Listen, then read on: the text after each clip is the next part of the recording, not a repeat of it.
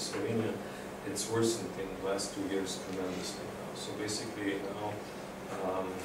besides our growth rate that fell tremendously, we are now one of the 4 countries that we are again in recession.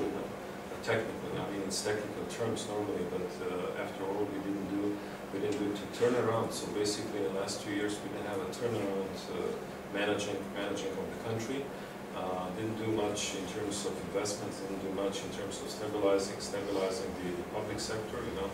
And with the tremendous growth of our debt, internal and external debt, and that's my biggest fear, because we are getting something, or we are buying something from the future that at one point we'll have to do something about it.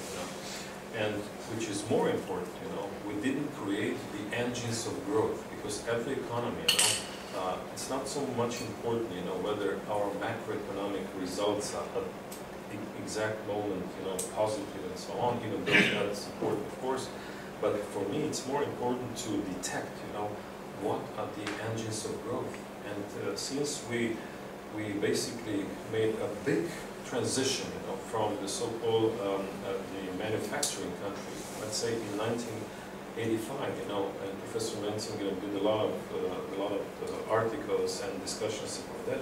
We were basically more than 50%. We were a manufacturing country. Today, we are less than 30% of the GDP, measuring in the GDP, less than 30% of the GDP, or around 30% of the GDP is from manufacturing, generated from the manufacturing sector. So you could see that in the last maybe 20, 25 years, we did a tremendous change and become basically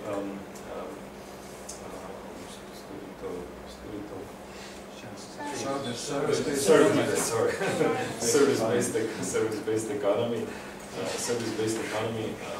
And basically we are now a service-based economy. And the service-based economy, our services are not for export, because basically we are not productive enough to export our services.